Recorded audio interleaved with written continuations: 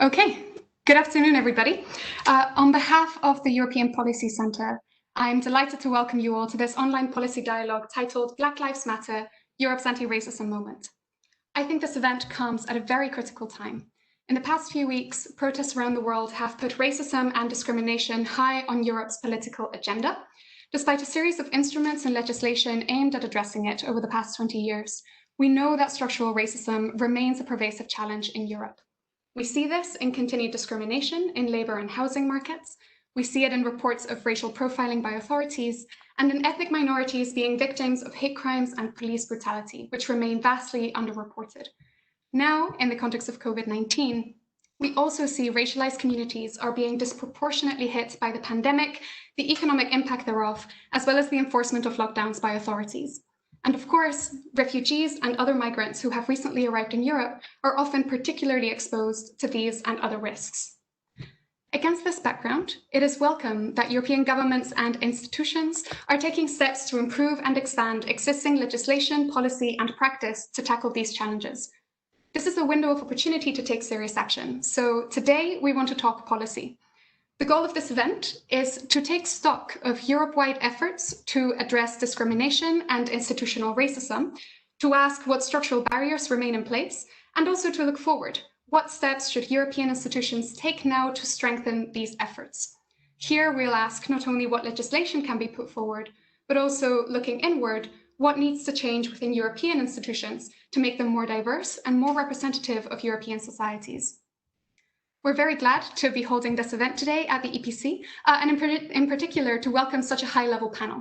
We're honoured, first and foremost, to have Commissioner Ylva Johansson with us for a keynote speech, and we're also delighted to be joined by Dominika Gidey-Bidu from the European Commission Against Racism and Intolerance, by Evan Inser, a member of the European Parliament and part of the Anti-Racism and Diversity Intergroup, and by Ojaku Nwabuzo from the European Network Against Racism, who will all be speaking for 7 minutes. I will hand over the floor in a minute, but before that, just some quick housekeeping notes. After the panel's interventions, we will have an opportunity for a Q&A, and we count on many of your questions. You can add them at any time in writing to the Q&A box, which should be at the bottom of your screen.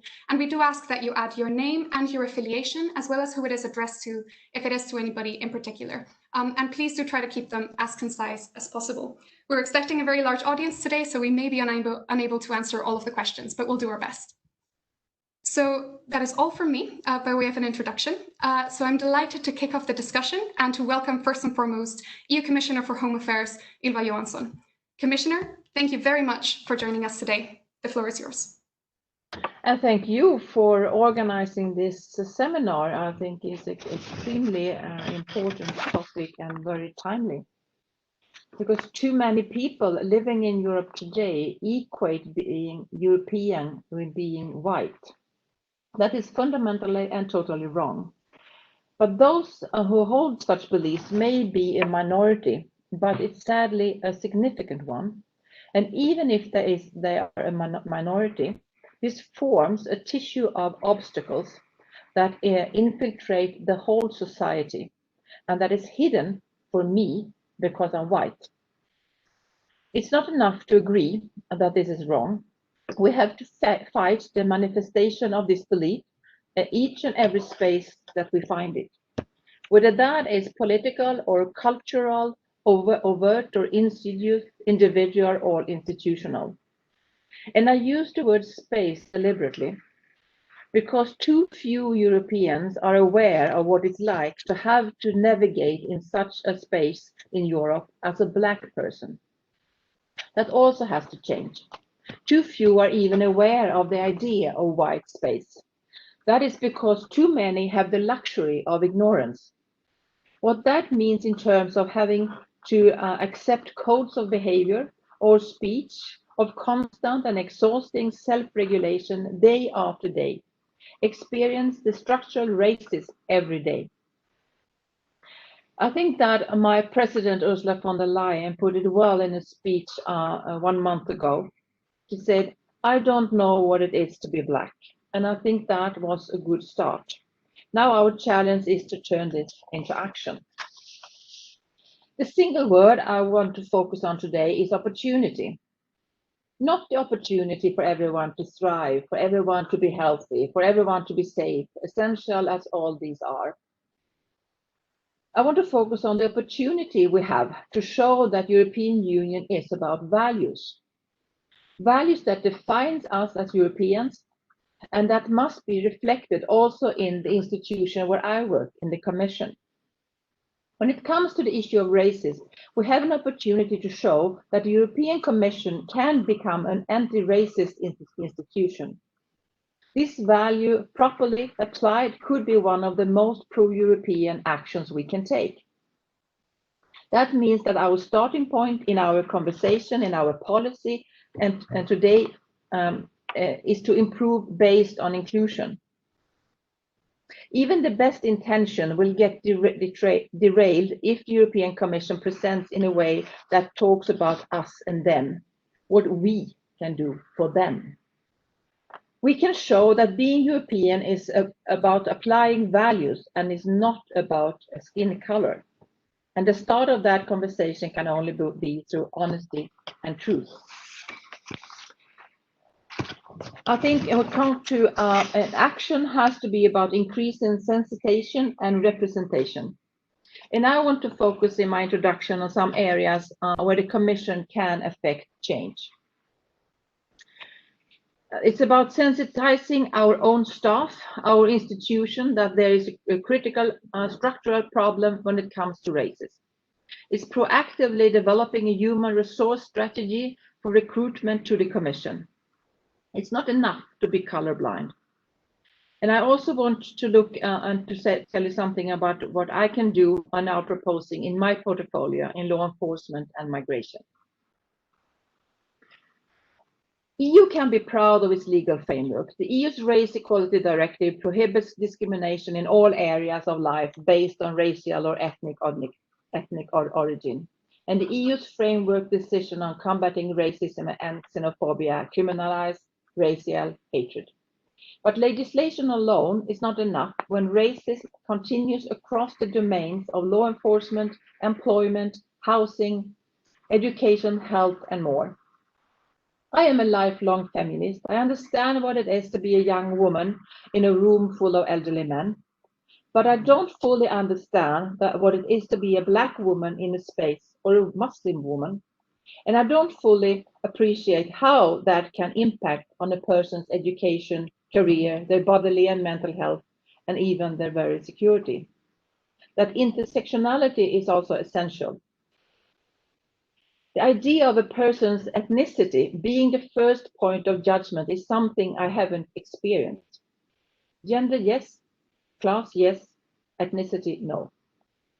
And I need to continue that work to raise my own awareness.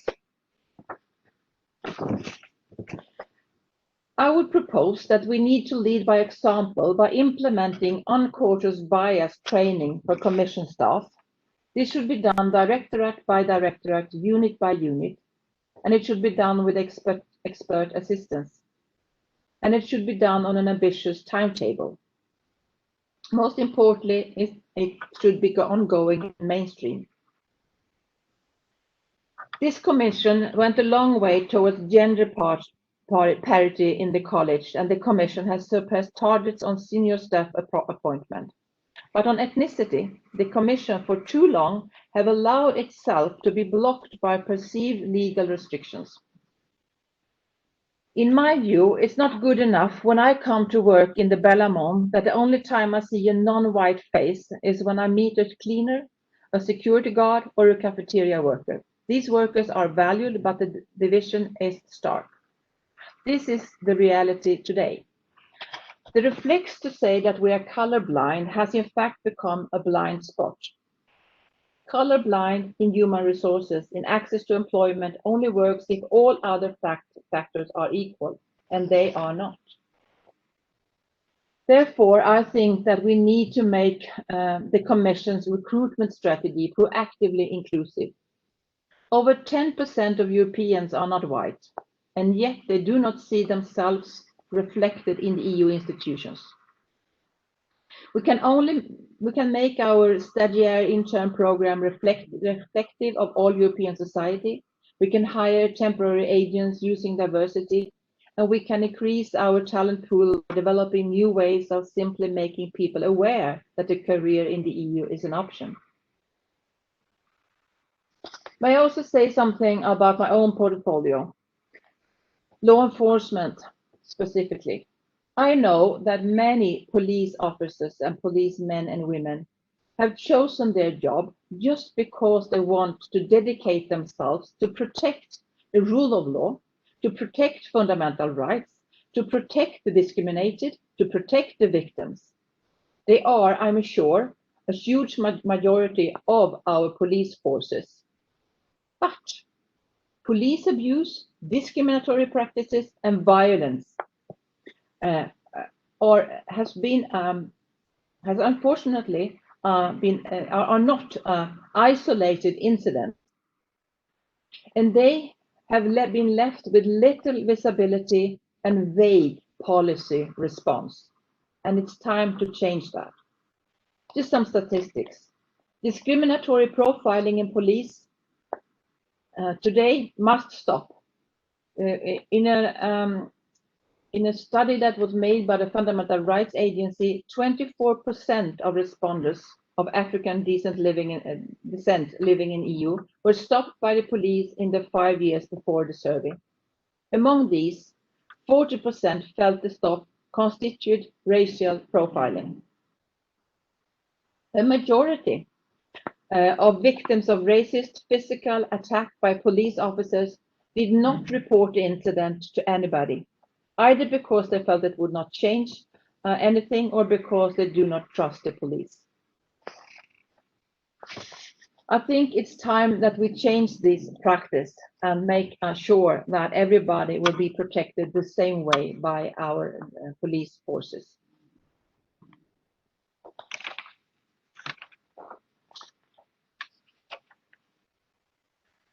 So I also think that we should think about whether we should consider whether we should give an explicit mandate to the Fundamental Rights Agency to collect and publish data on discrimination across the EU that is disaggregated by race and ethnicity. What I will do, I will use the annual meeting of European police chiefs in first week of October this year to signal the political prioritization of this issue. I am thankful that both CEPOL, that organized training for police forces, and Europol are very supportive to my efforts in this. I will also say a few words. I can't find my paper, but maybe that's not necessary. I will also say a few words on migration, another part of my portfolio.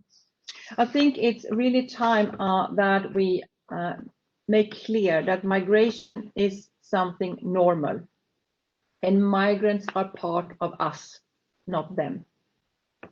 Sometimes there makes links between integration and anti-racism, and that's both true and untrue, because you can be well integrated for generations in a society and still being victim of racism.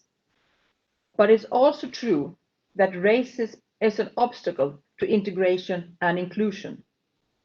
Tomorrow, I will launch a public consultation to prepare for a new strategy on integration that I will present later this year. So I will call on all of you that have experience of racism that is an obstacle to integration to respond to that consultation and help me developing the new strategy. I would like to end here. I would like to say that we have a structural racism exists. It's important to say that it exists in our society, and many people experience that every day. Our obligation, my obligation as a commissioner, is to see this, to admit it, to understand the structure, to fight these structures, and to show that the Commission can lead by example. Thank you very much for this opportunity, and I look forward to hear to the very experienced and listen to the very experienced panel. Thank you. Commissioner, thank you very much for your very insightful remarks. Thank you for your acknowledgement of the scale of the challenge that remains at an individual level in terms of diversity at the Commission, in terms of law enforcement. I think it's extremely helpful to the discussion and extremely important. Thank you very much as well for setting out a clear pathway going forward in terms of concrete steps that can be taken in terms of recruitment, data collection and integration, among others. We will, of course, come back to you at the end of the panel for a Q&A. So I invite the audience to keep sending us questions in writing, and they will be addressed later. Moving on now to the next of the panel, I'm delighted to invite Dominika Gidey-Bidu, who, among her many positions working on human rights, is Vice Chair of the European Commission on Racism and Intolerance at the Council of Europe. Last week, ECRI adopted a statement on racist police abuse and systematic racism, among its other work. So we are honored to have you with us today. Ms. Gidey, you have the floor. Thank you very much. Commissioner Johansson, I really want to thank you. I hope your speech will go viral because the statements you make are very important, especially a couple of them. One I would like to repeat is the one you said, there is indeed a perception that Europeans are white, and it's a very strong perception, and that's very difficult to combat, and that's why second, third, and fourth generation youth are really struggling with the sense that they don't feel included in their Europeanness. So by saying so, you have made a very important statement. I hope many heads of state will repeat what you said. And the other point you made about the institutional racism, even I am a member of the Council of Europe, ECRI, as in respect of the Netherlands. Even our Prime Minister just a couple of weeks ago, in the racism debate, said, well, I wouldn't state that there is institutional racism because that's too complicated thing. And he said, by saying these things, we are creating polarization. So as you see, this is the problem we are facing, that if you don't mention the disease you are having, you cannot go and find and fetch a medicine. So it's very important what you said. And what you said was also very important, that you say, I have never felt that my color has impeded me. And that's exactly what white privilege is like, because you are so part of the privileged group that you don't feel that there is a wind blowing against you because you are part of the what's so-called normal. And the vulnerability in which you shared this point was very touching for me. So you made half of the speech I wanted to say. Thank you very much on this. Because not everybody knows ECRI, I'll take some time to explain what we do. We we are a body, a pan-European institute commission set up by the heads of states and governments of the Council of Europe.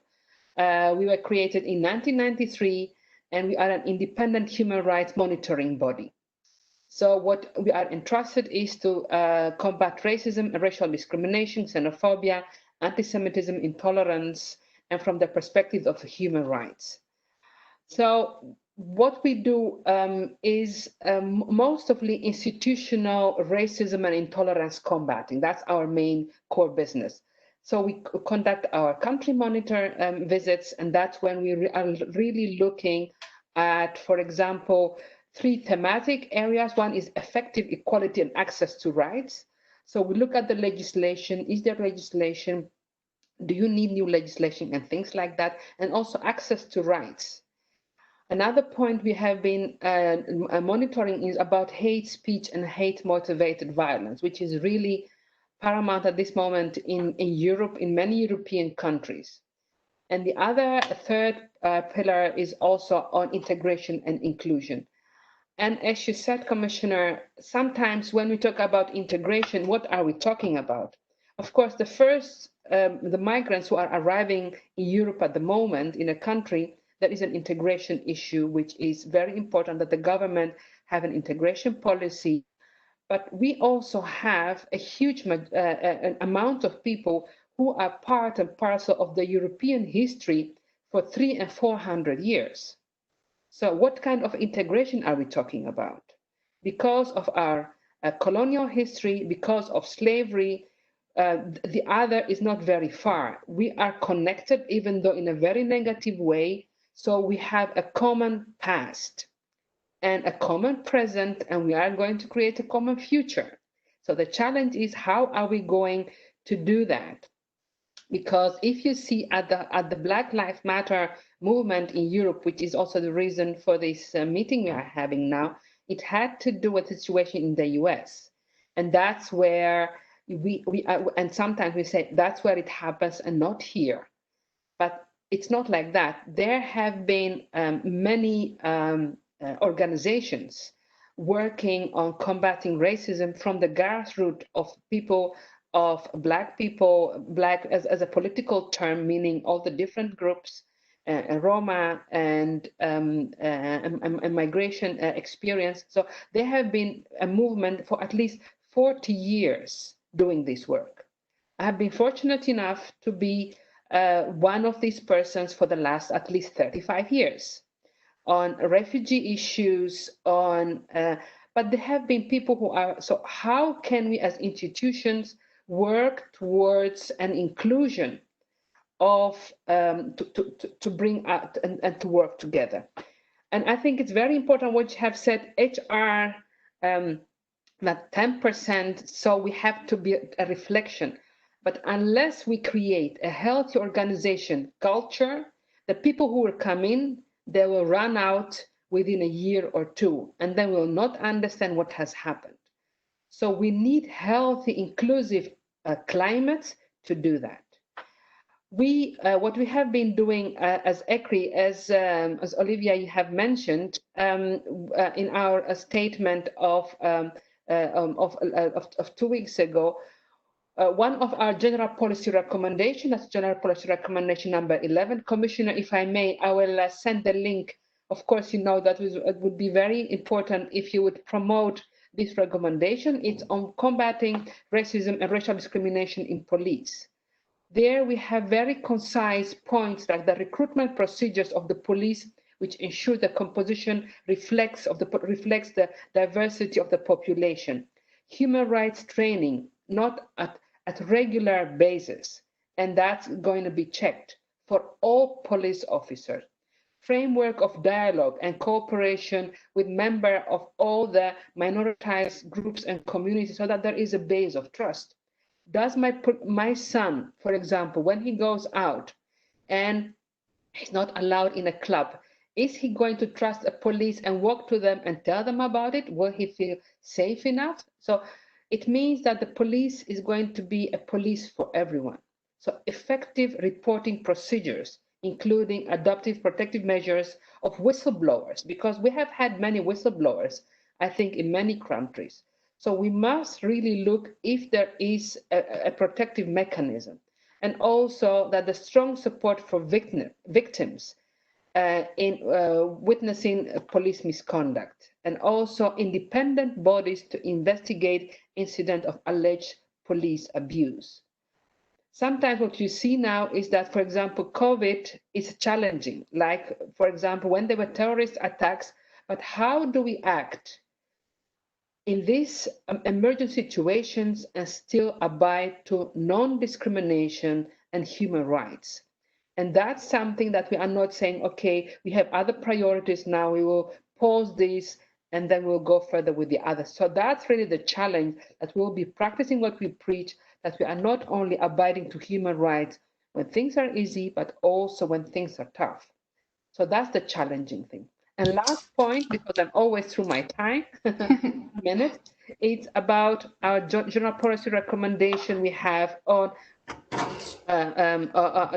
because migration is also on your part, is on the safeguarding irregular present migrants from discrimination. That's also a very important thing when we are dealing with discrimination and of people who are irregularly present, because human rights apply to them. I will finish here for the moment. Thank you very much. Thank you very much, Ms. Gidey, for those very interesting and thorough remarks.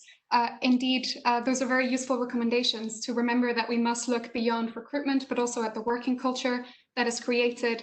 Indeed, I'm very grateful for your remark that human rights must be integrated throughout, even when things are tough, and not only under the easiest circumstances. So thank you very much again for that overview.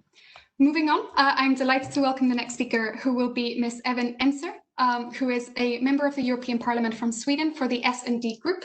Ms. Enser, you are also a co-president for the European Parliament's Anti-Racism and Diversity Intergroup, RD. RD and the European Parliament as a whole, of course, have contributed strongly to the debate on anti-racism in the past weeks, issuing a resolution on the 19th of June, among others, condemning racism and calling for several measures from the European Commission and from member states. We're very grateful to have your perspective in this discussion. So, Ms. Enser, I'll hand over to you.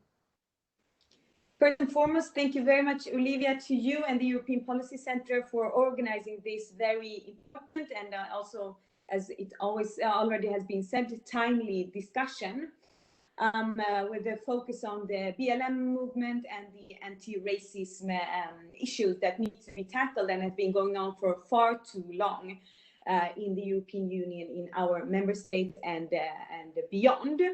I would actually want to start up with, I think many of the legislators and the politicians around our member states sometimes clap ourselves on the head or themselves on the head and think that, well, we have regulations in place. We have, for example, regulated in the treaty that discrimination is not allowed. We have also it regulated in the Charter for Fundamental Rights, etc., etc. And beyond that, also the EU member states are parties to the Council of Europe's Human Rights Convention. So sometimes I think that some legislators take this issue very, very easily or very mildly or lightly. And this is connected to, I think, Commissioner Ylva Johansson said it very well, where that many are not being faced with, as white person, one is not being faced with these challenges with people of which Black, brown, and people of color are faced with. And that leads to the awareness of how serious the situation actually is not as high as it should be due to and that people of color are being faced with.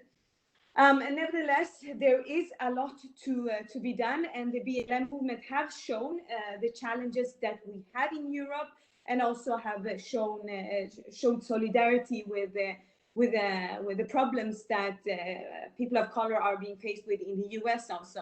And in the worst case scenarios, we see people risking their life, losing their life, which was the case of George Floyd, that because of his color, the color of his skin, he lost his life. And I think it's important, the resolution that the European Parliament adopted a couple of weeks ago to tackle this issue with the specific standards of the EU legislations I just mentioned. Discrimination is prohibited with the areas of, for example, education, social protection, employment, including social security, and so on. We have, for example, the racial equality directive in place since a few decades, but we see at the same time as not big improvements have been done in the member states. Rather, in some cases, it has gone backwards, and that is also, I would say, linked to some of the movements that we have seen being grown more and more the last years and the last decade, as in far-right movements, who are, of course, having a total other perspective on this issue that we have, that are totally neglecting the racism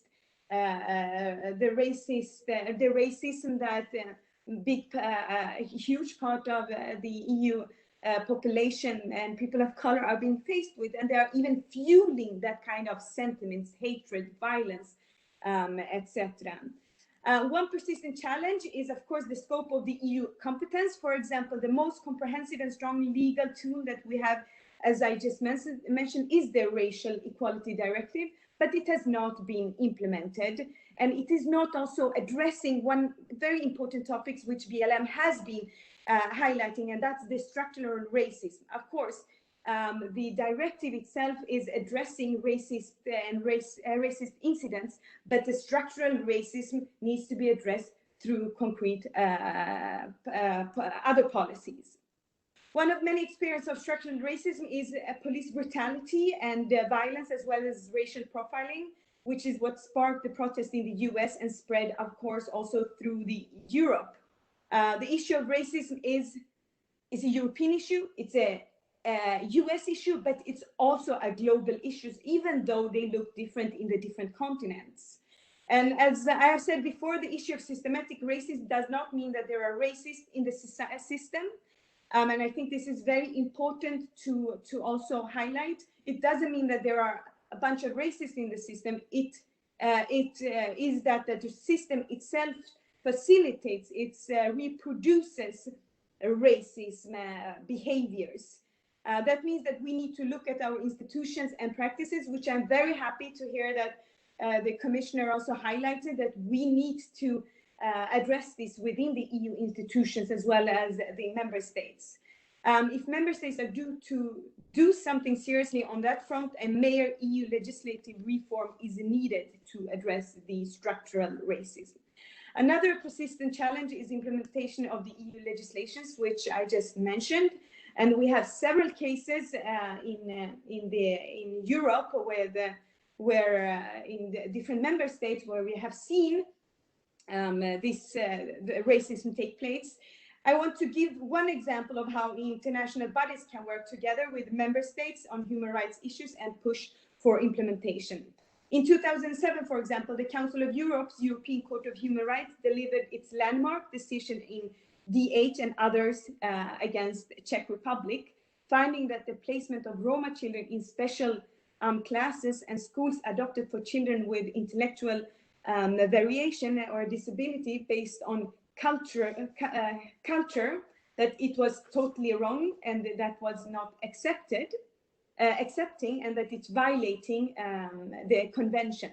Since then, the EU via the European Commission has launched infringement procedures against 3 EU member states. It is the Czech Republic 2014, Slovakia 2015, and Hungary 2016 for a failure to correct the implementation of the racial equality strategy. Other communities of Roma communities, one group that we see the same cases when it comes to other communities also. People of color, as I mentioned, people from Middle East, of Asian background, etc., etc. And especially during now COVID-19, we have seen that people of Asian background have been a target and has been a target of that they are the one behind the spread of the COVID-19. With this said, and with pointing out the huge challenges that we have, there are some recommendations I think I would like to at least highlight. And it is, first of all, I think that we need to make sure to collect information, as data collection was, for example, mentioned, but of course the information needs to be handled in a correct way so that it's not being misused and it's not playing in the hands of some groups that would really like to misuse it. Then the second is we need to increase awareness, which is very important, which BLM has led to. But if we just if I do believe that if the demonstrations in the EU and the US didn't take place in the same extent that they did, and the awareness didn't become as huge, I think we might not have ended up with this very comprehensive resolutions that we ended up with in the European Parliament. So that awareness is important. This was really a signal of. Then putting strong legislation in place. It is one legislation that I think is quite important, even though it doesn't necessarily address the issue of race and ethnical background, but addresses other grounds.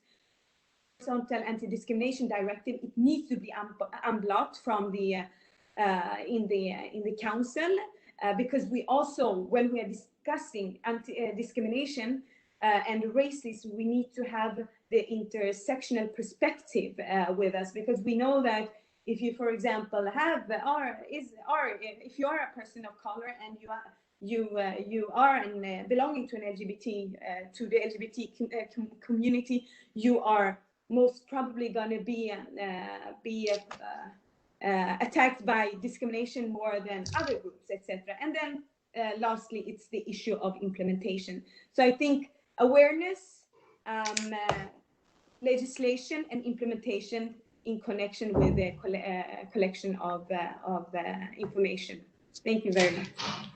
Brilliant. Ms. Unse, thank you very much for those remarks and for those very helpful recommendations. Thank you as well for bringing the systematic view into the discussion. Indeed, having individual legislation for individual cases can indeed be very valuable if it is implemented properly. And I'm grateful that you bring that out on the 20-year anniversary of the Racial Equality Directive. I think it's a very good moment to reflect on the challenges to its successful implementation, but also pointing out that we need to challenge our institutions, we need to challenge our practices more broadly, and see racism as a structural and systematic issue, not only an individual one. So thank you very much for that. We will have one final speaker before we move on to the Q&A. So again, I invite the audience to keep writing your questions. And now I'll hand over to Ojaku Nwabuzo, who is a senior research officer at the European Network Against Racism, which is, of course, the central organization focused on anti-racism work in Europe. Among others, NR recently released a roadmap for EU institutions to address structural racism, and last year also a roadmap on diversity in EU institutions, both of which I think are very central to the discussion that we're having today. So Ms. Nwabuzo, thank you very much for joining us. The floor is yours, and if indeed you could aim to keep it at 7 minutes, that would be very helpful. Okay, thank you very much. I will try, but don't hesitate to warn me I'm going over my time. Thank you, Olivia. Thank you for organising this discussion. It's always difficult when you're the last person on the panel to add something new, but it's also really positive because I think that a lot of things that have already been said are things that I would support, and I'm really happy to hear from the Commissioner and also the member from the European Parliament about the developments that they have already been calling for, and ENAR has been supporting some of these proposals for some time. So I'm really happy to be part of this discussion, and again to kind of recognise the developments that are happening, the resolution that we've seen in the European Parliament, but also the kind of announcement or intention that there will be an action plan against racism that the Commission is working on to address structural racism. These are two initiatives that we would support. And we believe that this will help and move us towards racial equality in Europe. But we have to ensure some elements are included in, for example, the action plan. I won't be able to go into every single detail of the kind of policy recommendations that we've included in the roadmap that we published, I think it was just over a week ago. But just to say that we include things such as adopting an EU framework for national action plans against racism. This is something that we have been calling for some time, but it really will help member states to plan how they will address racism at a national level. And I really feel that the EU institutions have a role to play in helping member states to address structural racism. This is the role that we can see the EU institutions play to support member states to improve their standards and their practice. Where there's already standards in place, where there's already directives in place, we need the Commission, for example, to launch infringement proceedings when member states are not prohibiting racial discrimination. So there are powers already available to the Commission. Now we need to see them being implemented. Another proposal that we've included in our roadmap is adopting an explicit application of the Race Equality Directive to include policing, law enforcement, and also discrimination based on nationality. So this is around migration. So these are some of the areas in which we have made some proposals. They do reflect some of the proposals that we've been pushing for some years, but I think the time is right now, and I can see in the presentations that we've had so far that people are hearing our demands and willing to respond to them. But beyond these policy actions, in our roadmap, we really highlighted this need to have a better understanding of what we mean by structural racism. And this needs to happen in all the EU institutions. We need to understand how racial hierarchy operates in Europe and how racialized social systems have developed over centuries. And this results in racial inequalities that are material in, for example, employment, or in terms of the financial area, but also in terms of political power. So it's important that we kind of shift away from this understanding of racism as an individual problem that we can simply resolve by having legislation that prohibits certain forms of actions. For example, with hate crime and hate speech, it's very kind of individual response to racism. We have this legislation in place. Now we need to move beyond those approaches, and we need to understand what structural racism is, what systemic racism is, and what institutional racism is. Once we have this better understanding in all of these areas, we can then start to develop policies that properly address these issues. And we need the institutions to try and move away from a fragmented approach. So rather than just responding to hate crime and hate speech, we have a holistic and intersectional approach to tackling racism. So talking about the Black Lives Matters movement, this movement has been crucial in helping us understand that simply highlighting the principles of non-discrimination and equal treatment, this is not enough. We need to move beyond that. We need to understand that the colonial legacy is something that we are confronted with, Black and brown people are confronted with on the streets on a daily basis.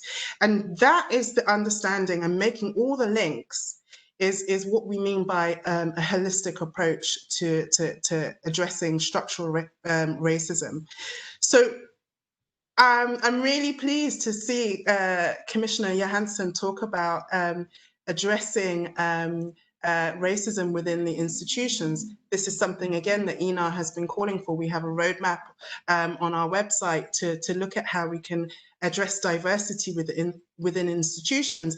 The details are already there, but essentially it's about how to remove the barriers to inclusion and encourage people to want to stay in those institutions. And exactly what Dominica was saying about making sure that those institutions are aware of potentially how within their institutions that they need to address any problems with, for example, white privilege, that also needs to happen. So it's not just about having proposals to encourage people to join, but also look within those institutions to ensure that people stay. So we're not there yet, obviously. The Commission does not necessarily reflect the population. This is problematic. And why is this problematic? Is because when we are developing policies and people of color are not there at the start, then we may be in a place where those policies don't genuinely address racial discrimination. So I would like to see within the Commission a quota of people of color in all areas to ensure that that racism and racial discrimination and the problems with it is addressed as a mainstream issue. So this is the things that we can do to address racism and discrimination in the institutions. And I believe that it could help us to improve policies. Okay. I just want to end on a few things, because I think it's really important that I say that the Black Lives Matters movement has shown us that this is a new era.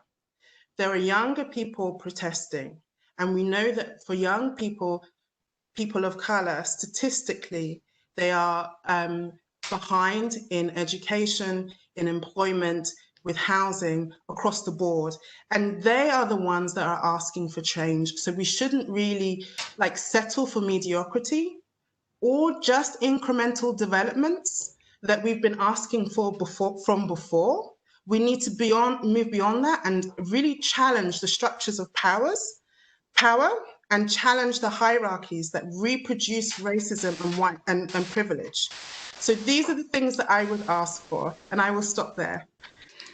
Brilliant. Thank you very much, Ojaka, for those remarks. I think, again, extremely valuable insights on the need to understand the structural and the historical aspect of racism as well, not only to look at the situation now, but consider the historical legacy and the long-term impact that that has on socioeconomic conditions now and others, which also I think links very well to the points raised throughout the discussion. So thank you very much for that.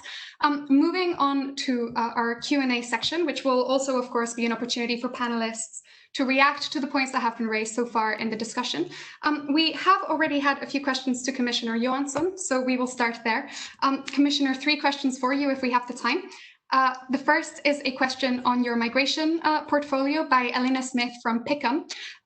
She notes that millions of undocumented people already live in Europe, are working and are raising families, and asks, how will an anti-racism lens be taken up in the EU's approach to irregular migration, including potentially under the forthcoming new pact?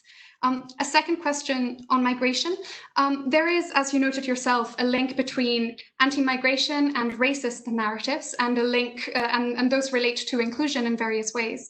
EPC has actually been working on this and found some research that shows that there's a rise in the volume and the frequency of xenophobic discourse, in particular now in context of COVID-19, scapegoating migrants for a loss of jobs or for health risks, for example. So is the European Commission working on any initiatives to counter anti-migrant rhetoric, which is expected to rise in the aftermath of COVID-19, among others? And lastly, I would ask, in the context of the many recommendations that have been raised in this discussion and in the past weeks relating to criminal justice and your law enforcement portfolio, these include regular human rights training, the potential for an EU code of police ethics, greater dialogue between the police and racialized communities to build greater trust. Do you see a role for any of these recommendations in your policy going forward? Thank you very much. Thank you, and thank you also to the other panelists. It was really very valuable for me to listen to you with your experience and also with your proposals. I have noted here a lot. I think especially Mrs. Nwabuzu said something like, we must challenge the hierarchies that reproduce racism, and I think that was really a good way to put it. So I'll try to answer the questions. On migration, there is, in my understanding, we are facing now political leaders in Europe, outside Europe, are trying to scare people with migrants. So it's been put like migration is something that we cannot manage, but that's not true.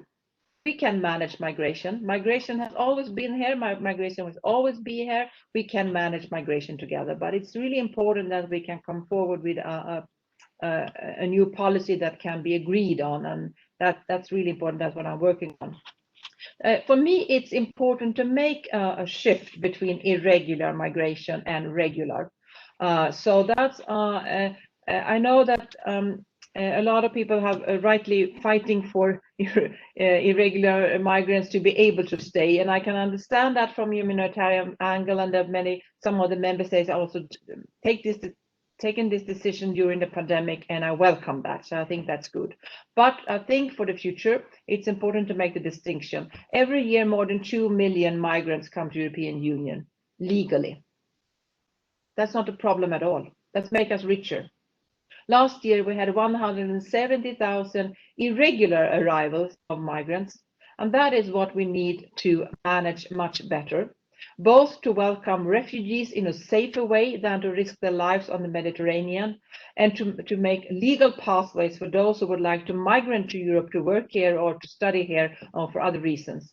And that's why I would like, so for me, it's important to make the distinction also between those that have the right to stay and those that have not. For example, after an asylum process, those that will have a positive decision should be welcomed. Those that have a negative decision need to be returned, and that's going to be part of my proposal. And I think this is also important to make that distinction, and that I would like to encourage more legal pathways to the European Union. The second on the xenophobic narrative and the anti-migrant narrative, and this is really something that that's actually one reason why I choose this portfolio, because one, of course, is that I wanted to put forward a migration policy that can be adopted and show that we can manage migration in an orderly way, but also that I wanted to be the European voice on migration and to help. So I'm trying to do that myself, and this is also something that we need to address also in the way we put forward. You can see when we take part of the new proposal on migration. This is what we will address. What I said for tomorrow, I will launch the public consultation on integration. So this is really something that I have up on my agenda, trying to change the narrative and to be very careful about words. It's really important what kind of words you use when you talk about people. I talk about migrants, for example. One advice is never use water words. Migrants are not flooding or things like that, or tsunamis, or even worse. We're talking about individuals, and some will have the right to stay, others have to be returned, but they're still individuals, have to be treated according to humanitarian rights, and to have proper support and proper being treated properly. So words is really important. I would also encourage everybody to really think on the kind of words that we use. For example, it's been in the migration debate talking about frontline states. Look, if we were at war, we are not. There are countries of first entry, yes, where irregular arrivals come. But I think it's really important not to use this kind of words that signal that we're at war or something like that, and we're dealing with something that is not manageable, because that's not true. For the police forces, I think this is really an important, a really important aspect. In my portfolio and the competence of European Union is the police cooperation between cross-border cooperation, and it's also the fight against very serious crimes. That's what Europol deals with. But that, so we are not really responsible for the national police forces. Is a national competence. But I think I can influence what I do also on a national police forces. So that's why I will address these issues when I talk to all the national police chiefs in October. This is going to be my message to them. I also have an agency, CEPOL, that help local or national police forces with education and training. And this is also an important area where we can help address. And talking about how you can deal with these issues on a local level in the police force, I think it's really important to, what was said here earlier on whistleblowers, on to set up a mechanism for complaints, and also to strengthen, I think, the first line management, those that are really close to the policemen and policewomen on the streets. It's really important to help them to do show a good leadership on that level. And I think these are areas where CEPOL really can play an important role. But also I would like to agree with those of the speakers here already said that it's the police forces, of course, but it's the whole law enforcement, actually. It's also about other part of the law enforcement that it's really important to address. So on that area, we can help member states, but but it's not a competence for the Commission, but we can help and we can raise things. Yeah. Brilliant. Commissioner, thank you very much for your thorough responses to the questions. I'll just have two brief questions for the rest of the panelists, and then we have time for just a brief Q&A, and then we'll close the discussion. The first question, I think it's useful to set the discussion in the current context and the most recent challenges and the new lessons that we're learning still now about the different forms that racism and discrimination takes place in Europe. And one of those new challenges, of course, is COVID-19. I think there's many ways that we've learned in the past weeks in which racialized groups and ethnic minorities have been disproportionately affected. So my question to all speakers would be, are there any new lessons and any new recommendations that we need to learn from that specifically, and any considerations that we must take into account as we deal, for example, with the recovery plan for COVID-19 and beyond that? And secondly, one recommendation that I think has appeared often in the discussion is the need to collect better equality data disaggregated by race or ethnic background. Of course, this has challenges, and that has been acknowledged throughout the discussion to make sure that it's done safely. So what are the key considerations and recommendations to make sure that this happens and to minimize the risks that may come with it? And similarly, we're seeing new trends related to the use of data in policing, in predictive policing, for example, the use of technology, the use of AI. So what risks have to be considered, and how can that best be done? So we'll leave it at those two questions, and of course, feel free to react to any points that have been raised before. If you could keep your answers relatively brief, that would be helpful. And let's go in speaking order. So if, Ms. Gidey, if you would like to begin. Thank you. As ECRI, we have issued a statement on immediately after COVID-19 pandemic erupted, and that's something we really are working on. For example, the effect on education, that we have to really take care that there is access to education, and that the intersection between class and race sometimes is really impeding many young children not to get the proper education, be it in Roma settlement or other situations, but also in many communities, even in the large cities, because people think when you have a certain class that you have access to education, which is not. So what is happening is that they are lacking back because of what's happening. So that's very important. Employment is the same thing. We have really to be careful what it means. The lessons learned at the moment, we have to really look at it and work. So COVID is really an example, and I'm afraid it's not going to be the last pandemic we'll be faced. So now we have learned what it means, and we have to look at information is important. So there are many things. So I would really recommend our statements from ECRI on this issue to look at it. And the issue of collecting data is also very important. In all our recommendations, whenever we conduct country visits, that's what we are always saying. We need disaggregated data in order to know, because you see if a person is of color. Sometimes that's because of the past traumas. We are afraid to make information accessible. So we have to have good safeguards in order not to be misused. And as others have said, that certain, I think Evan said it, that she said that sometimes when we collect data, it can be used also for other purpose to prove other things which were not. But we have to, that's a risk, but we have to protect it. And AE, artificial intelligence, is also very important. We are not going to, it's going to be part of our life and our system. So better be savvy, know how to use it, and also how to use it in order to create social change, which is important. So it's up to us to learn how to use it, and also from the inception, the data we are putting in it, that it's not biased. So that's the correction place. Also there, ECRI has also produced, commissioned a study on it, and I know the EU has been doing the same thing. So we have information, but we have to go forward.